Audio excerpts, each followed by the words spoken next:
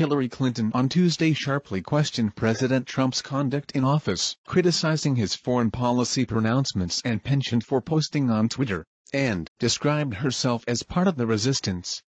Mrs. Clinton, who has kept a relatively low profile since her defeat in the presidential race, repeatedly characterized Mr. Trump as struggling in the presidency during a public interview with Christiane Amanpour, a CNN correspondent, in Midtown Manhattan. At an event hosted by Women for Women International, a non-profit group, Mrs. Clinton voiced disbelief at what she casts as the White House's slapdash approach to issues like healthcare policy and the North Korean nuclear program. She specifically criticized Mr. Trump's suggestion in a television interview that he would be prepared to meet with Kim Jong-un, the North Korean leader, mocking it as impulsive and naive. North Korea, Mrs. Clinton said, has long tried to lure American leaders into direct contact to elevate their status and their position, and we should be very careful about giving that away.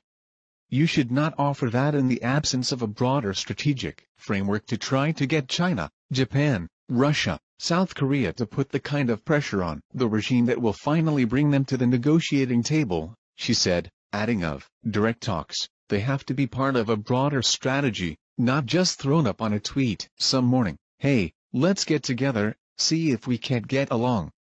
Mrs. Clinton's thorough rebuke of Mr. Trump, just after his administration passed the 100-day mark, was a remarkably blunt dressing down of a new president by his adversary in the last election. Her remarks were part of a new wave of criticism of Mr. Trump from emboldened veterans of the last administration. Former Vice President Joseph R. Biden Jr. visited New Hampshire on Sunday to rally his party and castigate Republicans in Washington, and former President Barack Obama told attendees at a private event in New York last week that his signature health care law was now more popular than Mr. Trump, according to CNN.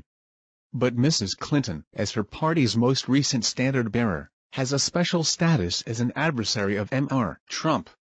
And while she described herself as merely a private citizen, she placed herself publicly on the side of the popular backlash against him. In an almost casual aside, she effectively endorsed the explosion of activism on the left in language activists have embraced. I'm back to being an active citizen, Mrs. Clinton said, and part of the resistance. Throughout her remarks, Mrs. Clinton emphasized how thoroughly she had prepared to assume the presidency, strongly implying that Mr. Trump had not matched her preparation. But for the actions of Russian-backed hackers and the FBI, Mrs. Clinton said, she would have been president.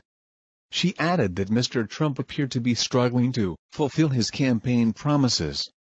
Healthcare is complicated, and so is foreign policy and other stuff, Mrs. Clinton said, drawing laughter and applause from a supportive audience. If it's easy, it doesn't get to the president's desk.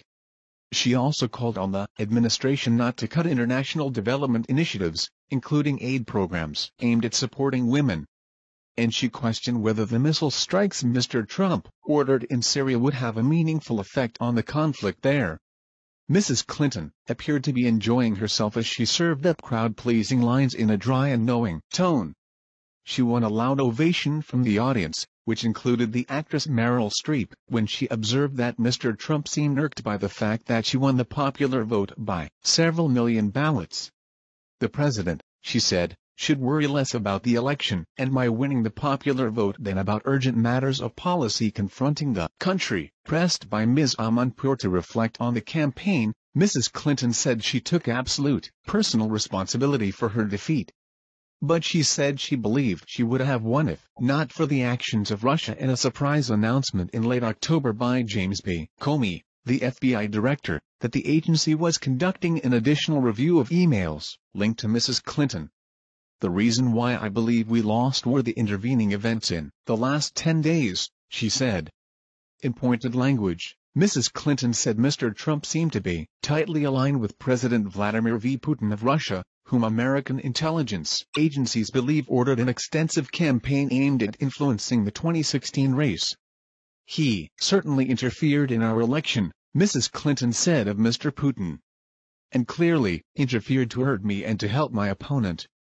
Mrs. Clinton said that if you chart my opponent and his campaign statements, they appear quite coordinated with the goals of that leader, who shall remain nameless. In another jab at Mr. Trump's policies, Mrs. Clinton pointed out that she had criticized Mr. Putin for conducting rigged elections during her tenure as Secretary of State. In an apparent allusion to the Trump administration's lack of interest in human rights issues, she said that for secretaries of state, chastising strongman tactics kind of goes with the territory, at least, it did. Mrs. Clinton, who said she believed sexism also played a role in the 2016 race, promised she would offer a fuller reflection on the campaign in a book next fall.